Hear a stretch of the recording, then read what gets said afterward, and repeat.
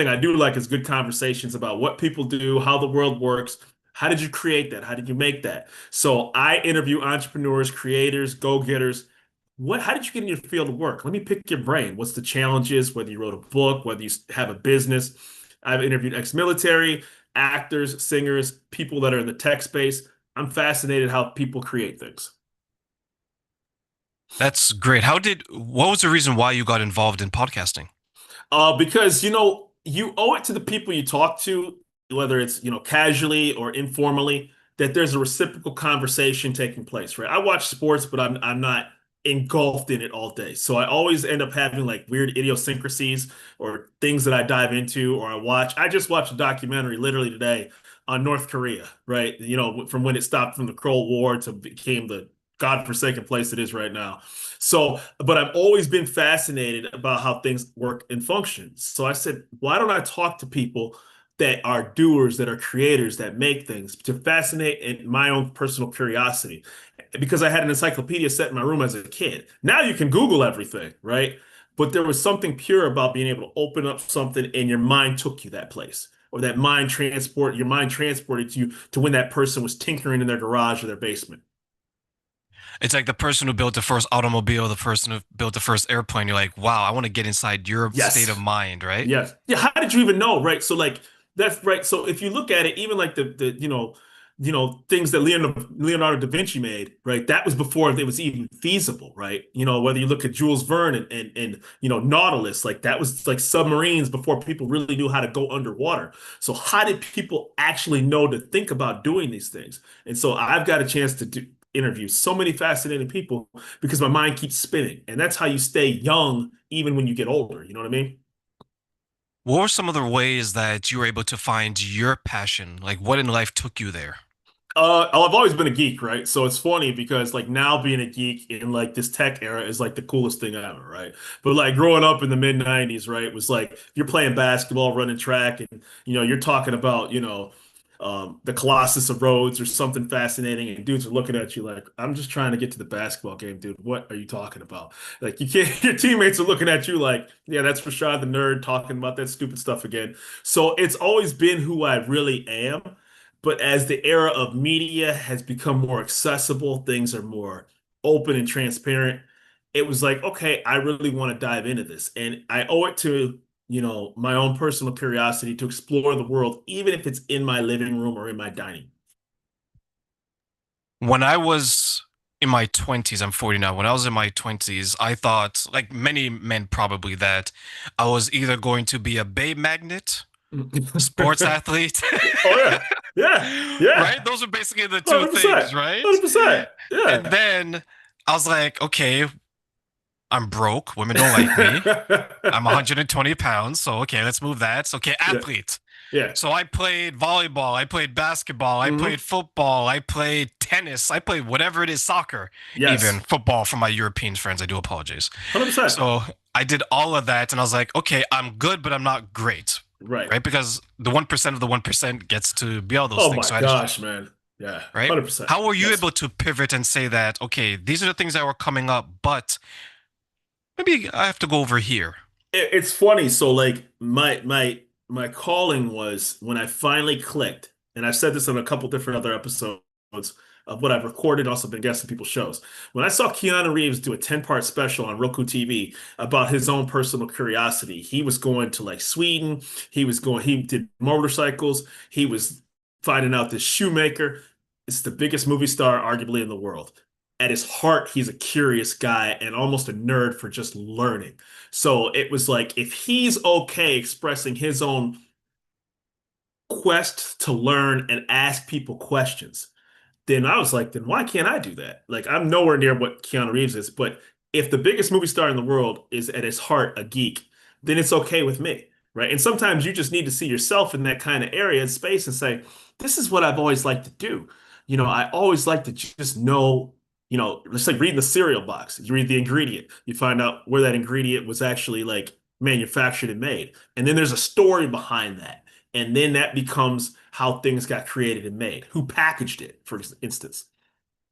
Yeah, I was big into reading growing up, and I used to read the dictionary. I was like a Oh nerd, yeah. Yes. right? Yes. And I used to read comic books. That was kind of Yes. cool, Yeah. cooler now, right? But That's my point, right? Exactly. you know what I mean? It's like even when I look back at, let's say, Star Trek and Star Wars, like those are Mhm. like nerds and geeks. Now people dress up Well, as them, right? it's funny, where it's funny. I had one of my previous jobs, right? Like they knew that I was into comic books, and they knew I was into like Star Wars and all that other stuff. And like guys would joke and laugh. I say, well, you go to a sporting event and face paint yourself. So why am I the geek if I dress up like Darth Vader? But you would go to a football game on a Saturday or a Sunday with no shirt off, makeup all over your face of the sports team that's playing, and sit out there for 5 hours. What's the difference between me and you? And Yeah, so that's a big question, right? Because one's viewed as manly. It's exactly, football. exactly my point. Like you said, you're in Toronto, right? So funny, we talked about that, right? About 15 years ago, 16 years ago, I was in Toronto with my now wife, which she was my fiance at the time, and I didn't know that like there was a major soccer event taking place up in there. And it was like summer of like 2006, 7-ish. And I just we randomly went up there. We went to like the Hockey Hall of Fame and the National that museum that's really prevalent downtown. I forgot, Museum of History. And lo and behold, there's this massive soccer event. And just to pull it back to what we're talking about, why is one okay, but not the other one okay? Why is one, like you said, looked at as like you're a nerd, and the other one's looked at as like the manliest thing to do? Yeah, it's like combat sports, right, where people would dress up as them. That seemed Yes, regular, even though it's yes, even more yes, scary, right? 100%. Have you been to Comic Con? I've been to like the local Comic Cons in Metro Detroit before. So they had one that's like in Novi that I've been to. It's funny, when at the time I was actually trying to write my own comics, so I was actually like a presenter. It was a decent weekend, but I've always been into fiction. I've always been into comics. I just like people who create things. But the beauty about being a podcaster, at least in my space, in my experience, I mean, I'm not smart enough to like invent like a drone or a CRM. I just get to talk to you and ask you how the heck you did it, right? So there's a beauty in just saying, "Man, tell me how you did it." Because sometimes the person that's the great creator isn't a great storyteller about themselves. And sometimes they need yourself or somebody like me that's like, "Hey, man, you're the genius. I'm just the guy that wants to ask you questions." Do you think some men struggle with showing their creative side because of fear of being judged? Absolutely, 100%, right? So, it's I think it's better now, right? Because you find better areas that you can with social media, you can find those special places that people agree and have, the good parts of social media where you can say, "Hey, Terrain, you're in Toronto. Let's geek out. Let's go to this, social media community, etc." But, growing up in the mid 90s, right? You're kind of on an island a little bit amongst yourself, right? When, guys are they would pull you off to the side and say, "Yeah, I watched that," but they would never overtly talk about it, right? So it's always funny when like it was a nerd thing until the hedge fund manager realized this makes a lot of money, right? And then they're like, "Hey, well, I think I want in on that," right? And that's usually when the product declines because the creatives didn't have as much input as they used to. Yeah, let's be honest, right? Like a lot of comic books, superheroes, we laugh because it's men wearing their underwear over their pants. Exactly. But you know what's funny is like the early it's so funny because the first Superman from Christopher Reeve came out in 78, and he was completely like his comic book counterpart, and it sold. And then like in the 90s, because all the when Batman got more corny, they're like, "Oh no, we're just gonna do aesthetic black leather." Like you look at the X-Men movies, no tights, no colors, no nothing. And then you're like, but that's what people wanted to see. And it wasn't until like the early 2000 Marvel films that they got back to that. And people were like, dude, if it worked then in the 70s, and people loved the Hulk show with Luke Ferrigno, and they loved Christopher Reeve, why are you going to black leather? Because the Matrix did it, and that's the thing to do, you know? Yeah, and to your point, it's interesting that some people forget how old comic books are, especially let's say like DC, for example, with the Superman and how accurate it was. It's only to your point, maybe the 2000s where they started to make money and then they try to switch it. And with the Superman, they said, well, he could absorb the sun radiation Yeah. better with the black suit, Yeah, right? We're right. like, Yeah. okay, we can buy Right, right, that. Right? exactly, right. And then like I said, I know we can go down this and nerd out for a minute, but like to me, the pinnacle was Blade. Like to be a 15-year-old kid I was born in 82, so the movie came out in summer of 98. I was just going to be 16 at the end of the year. When Wesley Snipes came out and like that was him at his peak, right? Like that was him. And then, he's martial arts, he's African American, he's he's masculine. And then the key to that movie that people don't really talk about is the female protagonist wasn't the love interest in the movie. Like he never fell in love. It was never a secret romance. He was like, you're just along for the ride, but this is my mission." And that was a very important part of that film because it never deviated or he broke character. Yeah, it wasn't until I think the second one where there's a little bit of that, but then she passes away. But I think people forget how big movies were, especially in the lives of children Oh my growing gosh, up. absolutely. Right. And so, now you look at it as your mind can take you places. Seeing yourself, that kid who's sitting in their living room right now, it was like, that's what I always wanted to do. That's where I picture myself to be. Podcasting, right? There's a low barrier to entry to podcasting right now. Very few people are willing to stick with it like yourself, but you can start in your car, you can start in your closet, a makeshift closet, you can start in your backyard, you can start anywhere. But at the end of the day, it's sticking with it. It's staying with it. And, interviewing people is hard. Staying curious about different topics is hard. You know, I've had the fortunate distinction by staying out of those, areas that make people mad, like religion and politics, and just focus on personal curiosity. And that's helped me. Do you think young boys, I'm going to use young boys as an example, because you and I are roughly the same age, and Mhm. we seem like we have a similar experience growing up, especially when it comes to film and media and art. Mhm. Do you think young boys are missing those types of role models that were in the movies and shows that we had growing up? It's so funny you mentioned that because I had a good conversation with my brother about that, and that's absolutely true, right? So, it, like the character where he was flawed, fell on his face, got embarrassed, and then picked himself back up is, I mean, it's littered in history, right? Like that's really what Tom Cruise made his entire career off of. The cocky guy that got humbled, had to eat crow for a little bit, and then came back. I mean, look at Jerry Maguire, look at Top Gun, look at all those movies, and he'll occasionally do a Collateral because he's absolutely phenomenal.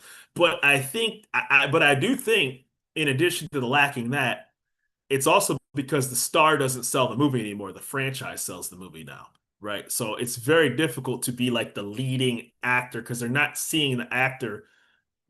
Tom Cruise can sell a movie, maybe it will, but Robert Downey Jr. is more associated with Marvel than a Robert Downey Jr. movie, right? So it's become more about the brand than it has been the specific actor involved lately, which is why sometimes when those actors go into other films, they may or may not do too well because they're associated with a particular medium as opposed to them being the leading actor, like your Schwarzeneggers or Stallones. Do you think that's a generational thing? I think that I think as the film properties became more about like an X-Men or a Star Wars or a former Disney story that's coming to life, I think the property sells more. And I think that it's a combination of the different things. It's also because there's so many different mediums that people can absorb right now from different avenues.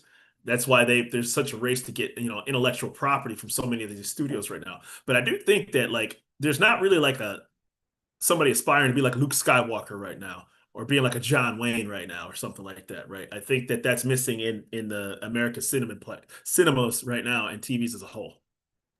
Because I'm looking at from what you shared with your journey, I look at my journey is that we're more than, I guess, the sum of our parts. We're more than the jobs that we do during the day. We're more than what the jobs we do after that, right? From 9 to 5 to 6 to 10 to if you're one of those people who work overnight later Yeah. on as well, right? But I guess to your point, then, if we grew up, let's say, in a different era, would our identity be tied to what we do instead of what we do being tied to us?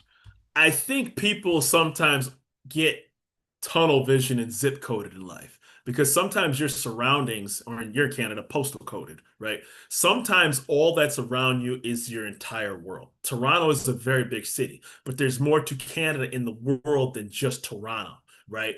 And then you could go to Ottawa, which is only like 4 hours away, and be like, oh my gosh, what is this place? Like, and you're like, in retrospect, it's not that far away. But for somebody who only goes in Toronto and does their everyday life, It's a very small, like it's a brand new experience. And so I think that what can happen to people is they start to think that all they do is all they'll ever be because they can kind of go on autopilot for what they're doing in life. It's mundane. You gain weight, you argue with your girlfriend, you yell at your kid, you walk your dog, and then you just get caught in this vicious cycle of sameness every single day. So we're not only trapped within our own city, maybe our thinking is trapped within that city and we don't even explore anything else. You won't even know it. And the worst part about it is it's like Sixth Sense, like not taking it to that extreme. They're dead, they don't even know it. Right? You like you don't even know it, right?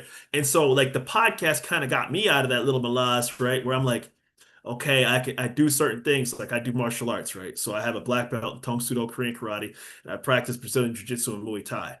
But I'm not going to be a professional fighter. I did it for my own personal journey and growth. But then it was always about what was the next thing? What's the next thing? And so then I was like, where can I take my voice? Because people have told me, okay, you're a pretty decent speaker.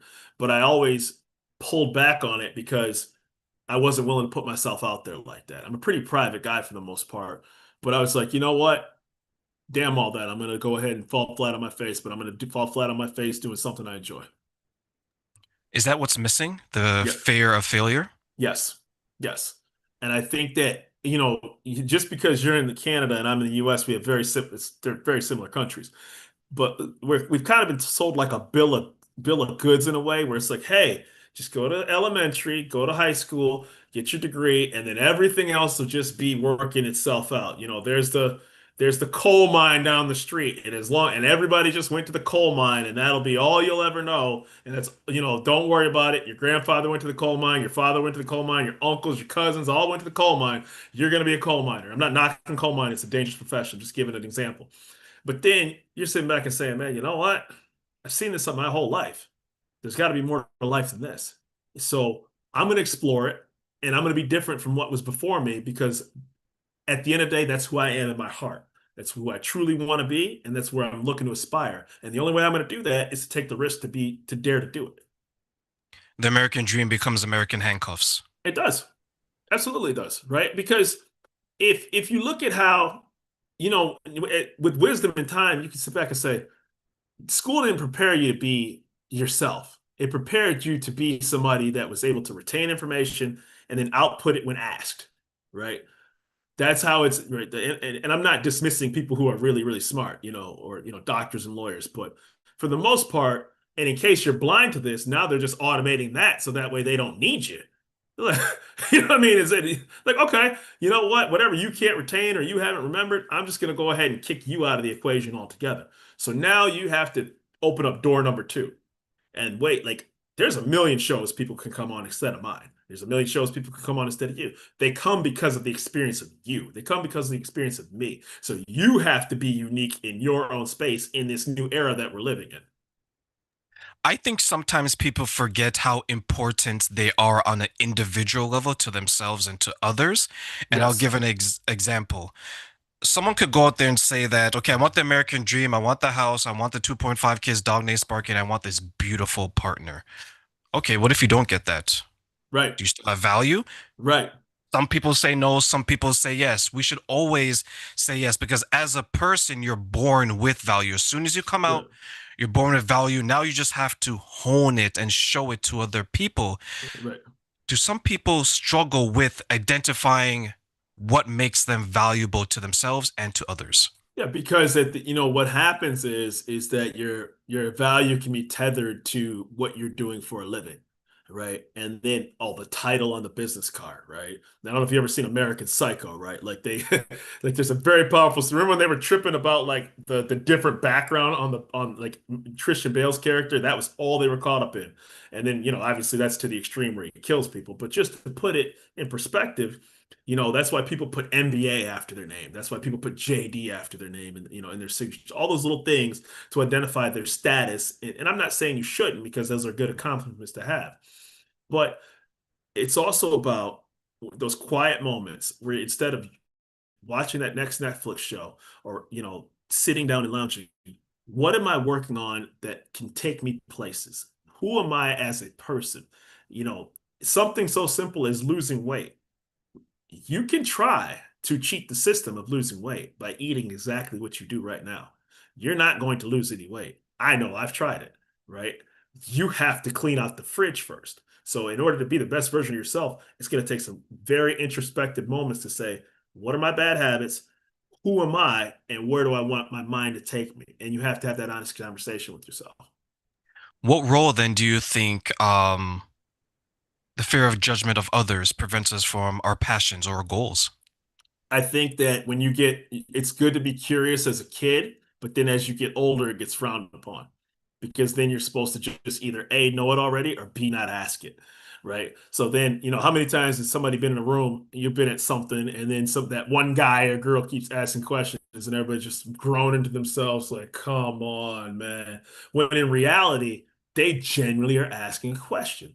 Right. So you have to almost have a version of I don't care what you think. And then the problem now is that you and I didn't have to grow up as kids is social media pressure, right? Before, if you had a bad moment, it was you tripped down a flight of steps in high school. Yeah, the kids got a good chuckle, but it wasn't a viral moment. Now it's on TikTok, it's on YouTube. It can get spliced and diced any way over the world. You're right, because social media will cover what you've done wrong. Negative press always gets more attention than positive press.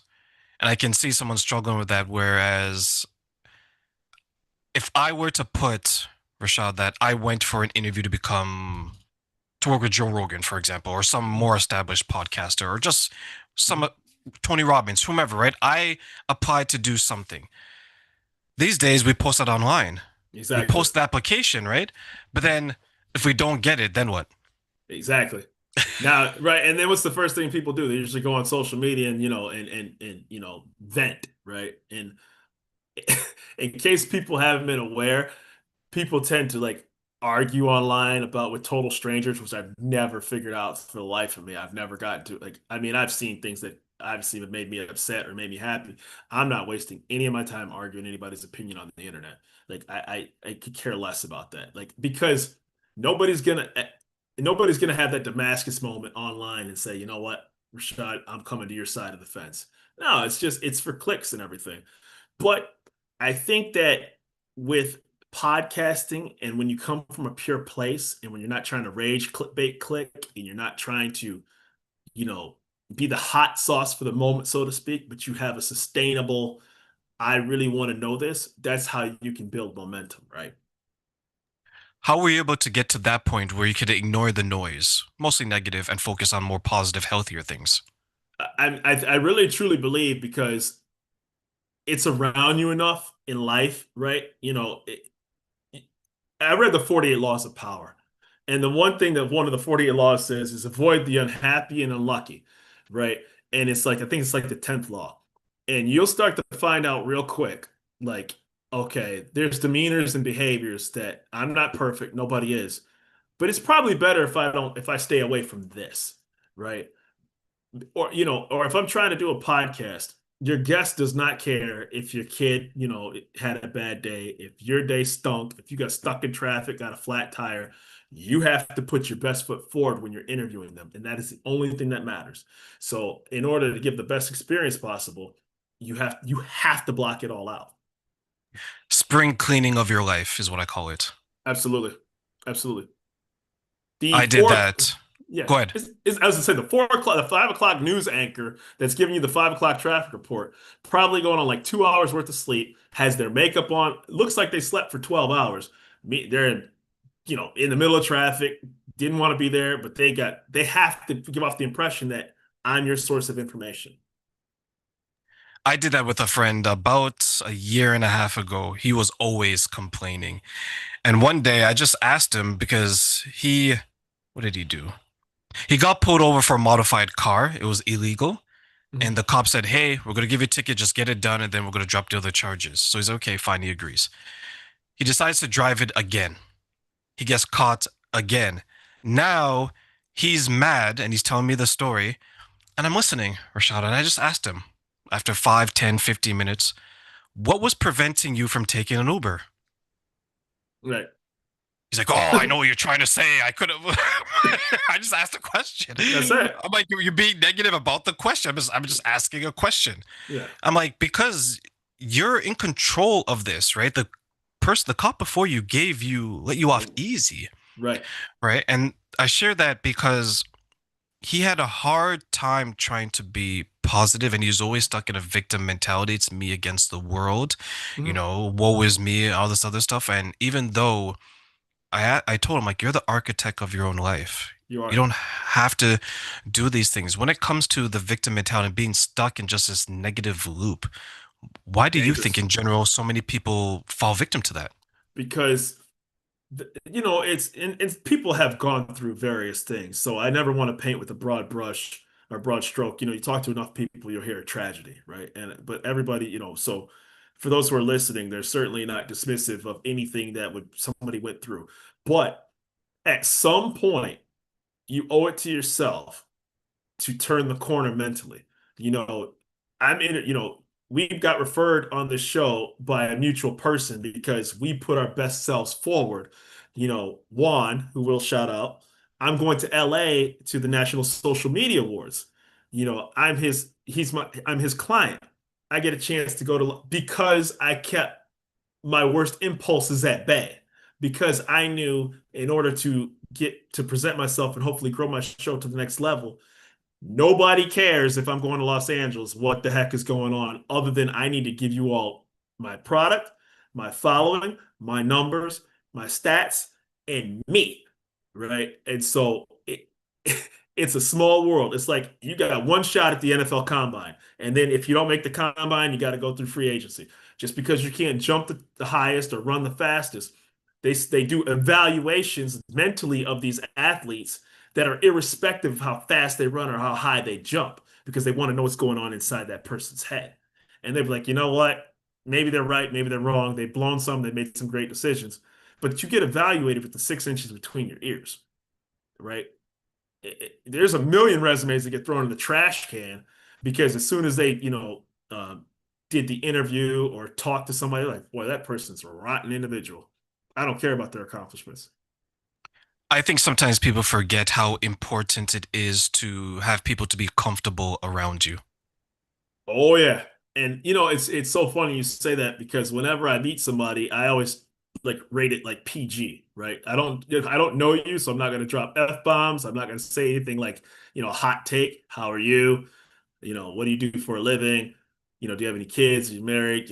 Where'd you go to school, etc. Like very basic 101 questions, not anything that's gonna like the ticking time bomb kind of question to make sure that I want to see their expression on their face. Like I don't do that to people. But to your point, you have to have a governor, so to speak, around people, right? Because, the reality about it is this small world, it's very connected now with the internet even faster than it ever has been before. You owe it to yourself to just err on the side of caution. It's so important, especially when you mentioned Juan, and it's just when you're building connection, who really wants to build a connection with someone that's always yelling, swearing, and Oh they're man. just Oh right? man. Even though, to your point, let's say those who are going through something, we understand everyone has something that they're battling, right? It could be addiction, a broken relationship, it could be anything. Trauma Right. is very real, right?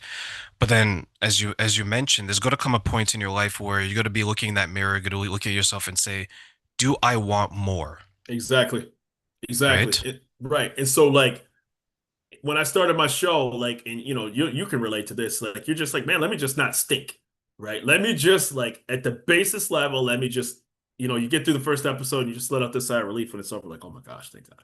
And then people keep coming on your show, and then people keep coming on your show, and then people come up to you and say, I saw your show on Apple and Spotify, and you're like, whoa, like holy smokes, what do you mean you saw my show online? And then you're like, yeah, you popped up in my feed, and then you're like, okay, maybe there's a there. Maybe I'm doing something right.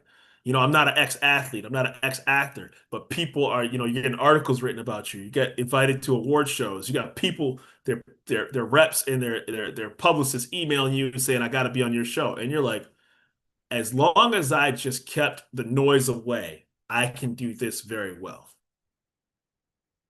So let me ask you, Rashad, one final question. I want to give you three wishes for this question. What are three things you wish people knew About self-respect and why. Oh boy, that's tough. Uh, it's I would say the first thing is treat self-respect like they do when they put you on an airplane, put your own mask on first, right? So you can't respect others if you don't respect yourself, right? It's just like life jackets. Put your own life jacket on first before you try to, don't jump in the water without making sure you have one on to go save somebody. So love thyself first. It sounds arrogant, but it's the truth. And then the second thing I would say about it is have like that sixth sense feeling. Like one thing I've always told people, I can't make, bake, create, but I know how to read people. I knew right away when we talked for the show that you and I were going to get along. Usually I can shake somebody's hand and say, you know what, it's probably going to go down south from here. They're not looking me in the eyes. They're doing something else while they're talking to me, or they're really short with their sentences. And that's okay because maybe I gave off that same vibe too. So I have a good feel of when I'm going to get along with somebody or not. When that's life. And then the third thing I would say is don't worry about what people think, man. Like the boo birds, like are not the people that you ever want to associate it with, right? They're not going to get you anywhere. They're going to weigh you down. They're going to be why you want to do that. It sounds cliche, but it's true, right? And so you just have to keep a